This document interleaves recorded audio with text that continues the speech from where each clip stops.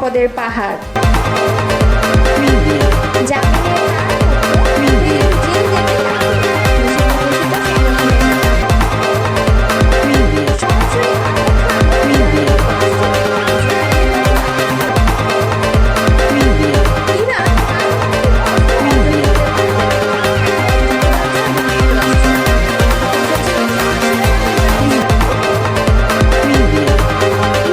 কখনো পারমাণবিক অস্ত্র তৈরি বা অর্জন করতে পারবে না বলে একমত হয়েছেন যুক্তরাজ্য ও যুক্তরাষ্ট্রের দুই পররাষ্ট্রমন্ত্রী। যুক্তরাজ্যের পররাষ্ট্রমন্ত্রী ডেভিড ল্যামি এবং যুক্তরাষ্ট্রের পররাষ্ট্রমন্ত্রী মার্কো রুবিওর মধ্যে বৈঠকের পর প্রকাশিত বিবৃতিতে এই তথ্য জানানো হয়েছে, খবর বিবিসির। ল্যামি মধ্যপ্রাচ্যের পরিস্থিতিকে বিপজ্জনক বলে বর্ণনা করে বলেছেন যে দীর্ঘমেয়াদে পারমাণবিক সমস্যা সমাধানের উপায় নিয়ে তারা আলোচনা করছেন। তিনি আরও বলেন, আগামী 2 সপ্তাহের মধ্যে একটি কূটনৈতিক সমাধান অর্জনের জন্য একটি সুযোগ তৈরি হয়েছে। রুবিওর মুখপাত্রের মতে, ইরান কখনোই পারমাণবিক অস্ত্র তৈরি বা অর্জন করতে পারবে না। এই বিষয়েও দুই পররাষ্ট্রমন্ত্রী একমত হয়েছেন। এর আগে হোয়াইট হাউস জানায়, মার্কিন প্রেসিডেন্ট ডোনাল্ড ট্রাম্প বলেছেন যে তিনি 2 সপ্তাহের মধ্যে ইরানে মার্কিন সম্পৃক্ততার বিষয়ে সিদ্ধান্ত নেবেন। ইসরায়েল জানিয়েছে এই সংঘাত শুরুর পর দেশটিতে কমপক্ষে 24 জন নিহত হয়েছেন। ওয়াশিংটন ভিত্তিক মানবাধিকার সংস্থা human rights activities news agency জানায়, শুক্রবার থেকে এখন পর্যন্ত ইরানে নিহতের সংখ্যা 639 জন। বৃহস্পতিবারও ইসরায়েল ইরানের পারমাণবিক অবকাঠামোতে হামলা চালিয়েছে। তারা জানিয়েছে, রাতভর হামলায় আরাকের একটি নিষ্ক্রিয় পারমাণবিক চুল্লি ও আবারও নাতানজের ইউরেনিয়াম সমৃদ্ধকরণ কেন্দ্রকে লক্ষ্যবস্তু করা হয়েছে। ইসরায়েলের দক্ষিণাঞ্চলীয় শহর বিয়েরশেবায় ইরানের ক্ষেপণাস্ত্র সরাসরি আঘাত হেনেছে। এই ঘটনায় বেশ কয়েকজন আহত হয়েছেন। এদিকে সরাসরি ক্ষেপণাস্ত্র আঘাত হানায় স্থানীয় নাগরিকদের মধ্যে আতঙ্ক ও উদ্বেগ দেখা দিয়েছে। শুক্রবার সকালে লাইভ আপডেটে এসব তথ্য জানিয়েছে কাতার ভিত্তিক সংবাদ সংস্থা আল জাজিরা। বিয়েরশেবা পৌরসভার বরাত দিয়ে ইসরায়েল ইয়েদিওত আহরোনট সংবাদ মাধ্যম জানিয়েছে, এটি কোনো ভূপতিত বা প্রতিরোধ করা ক্ষেপণাস্ত্রের ধ্বংসাবশেষ নয়, বরং পূর্ণাঙ্গ একটি ক্ষেপণাস্ত্র সরাসরি শহরে আঘাত হেনেছে। হামলায় এখন পর্যন্ত ক্ষয়ক্ষতি ও হতাহতের বিষয়ে বিস্তারিত জানানো হয়নি, তবে সরাসরি আঘাতের খবর সামনে আসায় স্থানীয় নাগরিকের মধ্যে আতঙ্ক ও উদ্বেগ দেখা দিয়েছে। চ্যানেল 12 নিউজ জানিয়েছে, ইসরায়েলি সেনাবাহিনী নিশ্চিত করেছে যে ইরানি ক্ষেপণাস্ত্রটি বিমান প্রতিরক্ষা ব্যবস্থার মাধ্যমে প্রতিহত করা সম্ভব হয়নি, সরাসরি লক্ষ্যবস্তুতে আঘাত এনেছে এবং আকাশ প্রতিরক্ষা কোনো বাধা তৈরি করতে পারেনি। সংবাদ মাধ্যমগুলো জানিয়েছে, এই হামলায় কয়েকজন আহত হয়েছেন, তবে আহতদের পরিচয় কিংবা অবস্থা সম্পর্কে বিস্তারিত এখনও প্রকাশ করা হয়নি।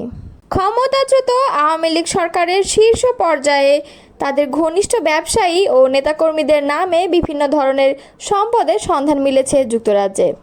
দেশ থেকে ব্যাংক লুট, বিভিন্ন পর্যায়ে দুর্নীতির মাধ্যমে অর্জিত টাকা বিদেশে পাচার করে এইসব সম্পদ গড়ে তোলা হয়েছে বলে প্রাথমিক তদন্তে উঠে এসেছে। এর মধ্যে এখন পর্যন্ত সাবেক প্রধানমন্ত্রী শেখ হাসিনার বোন শেখ রেহানার বাড়ি, শেখ রেহানার মেয়ে ও যুক্তরাজ্যের সাবেক মন্ত্রী টিউলিপ সিদ্দিকের লন্ডনে একটি বিলাসবহুল ফ্ল্যাট শনাক্ত হয়েছে। পতিত প্রধানমন্ত্রীর ছেলে সজীব ওয়াজেদ জয়ের অফশোর বিনিয়োগে তথ্য অনুসন্ধান চলছে। এছাড়া প্রধানমন্ত্রীর বেসরকারি খাত বিষয়ক উপদেষ্টা ও বেক্সিমকো গ্রুপের কর্ণধার সালমান এফ রহমানের ছেলে ও ভাতিজার নামে বিলাসবহুল বাড়ি পাওয়া গেছে। আওয়ামী লীগ সরকারের সাবেক ভূমিমন্ত্রী সাইফুজ্জামান চৌধুরী জাবেদের নামে বাড়ি, ফ্ল্যাট, গাড়ি, ব্যবসা প্রতিষ্ঠান ও ব্যাংকে অর্থ জমার তথ্য পাওয়া গেছে। এছাড়াও আওয়ামী লীগ সরকারের ঘনিষ্ঠ ব্যবসায়ী ও নেতাকর্মীদের নামেও যুক্তরাজ্যে সম্পদের সন্ধান পাওয়া যাচ্ছে। আওয়ামী লীগ সরকারের সময় আলোচিত বড় ধরনের দুর্নীতির ঘটনাগুলো সরকারের একাধিক সংস্থা তদন্ত চালাচ্ছে। এর মধ্যে বাংলাদেশের আর্থিক গোয়েন্দা ইউনিট, দুর্নীতি দমন কমিশন, জাতীয় রাজস্ব বোর্ডের কেন্দ্রীয় গোয়েন্দা সেল, পুলিশ অপরাধ তদন্ত বিভাগ সবাই আছেন। পাশাপাশি আন্তর্জাতিক একাধিক তদন্ত সংস্থারও সহায়তা নেওয়া হচ্ছে। এখন পর্যন্ত এদের তদন্তের ভিত্তিতে তৈরি প্রতিবেদন থেকে এসব তথ্য পাওয়া গেছে। জাতীয় রাজস্ব বোর্ডের সহযোগী সংস্থা কেন্দ্রীয় গোয়েন্দা সেল বা সিআইসি দেশ থেকে টাকা পাচারের ঘটনা ব্যাপকভাবে তদন্ত করছে। সংস্থার একটি টিম সম্প্রতি বিভিন্ন দেশ ঘুরে এসেছে। তারা সাইফুজ্জামান চৌধুরী এবং ওরিয়ন গ্রুপ ও আরও একটি গ্রুপের নামে যুক্তরাজ্য, যুক্তরাষ্ট্র ও সংযুক্ত আরব আমিরাতে থাকা সম্পত্তি ও ব্যবসায় বিনিয়োগ সুনির্দিষ্টভাবে চিহ্নিত করেছে। এছাড়া S Alam Group, Summit Group ও পতিত প্রধানমন্ত্রী শেখ হাসিনা ছেড়ে সজীব ওয়াজেদ জয়ের অফশোর বিনিয়োগের তথ্য অনুসন্ধান করছে। আলোচ্য গ্রুপের সম্পদের বেশ কিছু আলোকচিত্র তারা নিয়ে এসেছে। এখন পর্যন্ত বাংলাদেশের দেওয়া তথ্যের ভিত্তিতে 3 জনের সম্পদ জব্দ করা হয়েছে। এর মধ্যে সাবেক ভূমিমন্ত্রী রয়েছেন এবং তার 336টি বাড়ি বা ফ্ল্যাট এবং ব্যাংক হিসাবে 35 কোটি টাকা অর্থ জমা রয়েছে।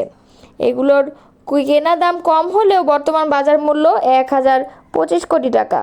সালমান এফ রহমানের ছেলে শায়ান এফ রহমান ও তার ভাতিজা শাহরিয়ার রহমানের 2টি বিলাসবহুল বাড়ি জব্দ করা হয়েছে।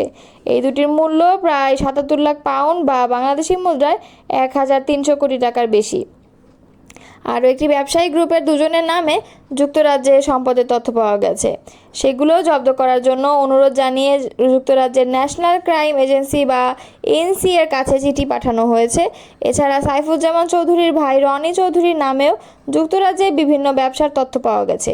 সেগুলো জব্দের জন্য চিঠি পাঠানো হয়েছে। প্রতিবেদন থেকে দেখা যায় শেখ হাসিনার পরিবারের আর কারো নামে বা বেনামে দেশটিতে কোনো সম্পদ আছে কিনা সে বিষয়ে তদন্ত হচ্ছে। তদন্ত কাজে তারা দেশটির ন্যাশনাল ক্রাইম এজেন্সি ও ইন্টারন্যাশনাল অ্যান্টি করাপশন কোঅর্ডিনেশন সেন্টারের সহায়তা নিচ্ছে। ন্যাশনাল ক্রাইম এজেন্সি হচ্ছে যুক্তরাজ্যের কেন্দ্রীয় গোয়েন্দা সংস্থা। তারা যে কোনো বিষয়ে তদন্ত করতে পারে, বিশেষ করে মানি লন্ডারিংয়ের ঘটনাগুলো অত্যন্ত গুরুত্বের সঙ্গে তদন্ত করে। আইসিসি হচ্ছে যুক্তরাজ্যের সরকারের অর্থায়নে পরিচালিত একটি আন্তর্জাতিক দুর্নীতি বিরোধী বেসরকারি সংস্থা। এর সঙ্গে অস্ট্রেলিয়া, নিউজিল্যান্ড, কানাডা, সিঙ্গাপুর, মার্কিন যুক্তরাষ্ট্রের এফবিআই, যুক্তরাষ্ট্রের অভ্যন্তরীণ নিরাপত্তা সংস্থা সংযুক্ত। তারা একে অপরের পরিপূরক হিসেবে তদন্ত করে। কোনো ঘটনা তদন্তের প্রয়োজন হলে ওইসব দেশের সংশ্লিষ্ট সংস্থাগুলো একযোগে কাজ করে। বাংলাদেশ বিগত সরকারের 11টি ঘটনার যে তদন্ত হচ্ছে সেগুলোতে সহায়তা করছে ওই 2টি সংস্থা সহ আরও কয়েকটি আন্তর্জাতিক সংস্থা, যে কারণে দুর্নীতির মাধ্যমে পাচারের অর্থে বিদেশে গড়া সম্পদের তথ্য বের হয়ে আসছে। জামিনে কারামুক্ত হয়ে ফের জেল গেট থেকে আটক হয়েছে নিষিদ্ধ ঘোষিত সংগঠন ময়মনসিংহ মহানগর ছাত্রলীগের সভাপতি নওশের আহমেদ অনি। রাষ্ট্রবিরোধী এবং আইনশৃঙ্খলা পরিপন্থী কর্মকাণ্ড ঠেকাতে তাকে আটক করা হয় বলে জানিয়েছে পুলিশ। বৃহস্পতিবার রাত 8:30টার দিকে ময়মনসিংহ কারাগারের সামনে থেকে এই ছাত্রলীগ নেতাকে আটক করা হয়। তার বিরুদ্ধে ডিসি বাংলো ভাঙচুর, শহীদ সাগর হত্যা মামলা, বিএনপি অফিস এবং দলটির নির্বাহী কমিটির সহ সাংগঠনিক সম্পাদক আবু ওয়াহাব আকন্দ ওয়াহিদের বাসা ভাঙচুরের মামলা রয়েছে। এর মধ্যে 3টি মামলায় নিম্ন আদালত এবং সর্বশেষ গত 25 মে উচ্চ আদালত থেকে অপর মামলায় জামিন লাভ করে। অনির বড় ভাই নওফেল আহমেদ অমি বলেন, সব মামলায় জামিন লাভের পর কারা ফটক থেকে অনিকে আটক করেছে পুলিশ। বর্তমানে তাকে কোতোয়ালি মডেল থানা হেফাজতে রাখা হয়েছে। কোতোয়ালি মডেল থানার ভারপ্রাপ্ত কর্মকর্তা মোহাম্মদ ফিরোজ হোসেন বলেন, রাষ্ট্রবিরোধী এবং আইন শৃঙ্খলা পরিপন্থী কর্মকাণ্ড ঠেকাতে নিষিদ্ধ ঘোষিত ছাত্রলীগ নেতাকে আটক করা হয়েছে। এ নিয়ে আইনগত ব্যবস্থা প্রক্রিয়াধীন। এর আগে গত বছরের 29 সেপ্টেম্বর পলাতক থাকা অবস্থায় ঢাকা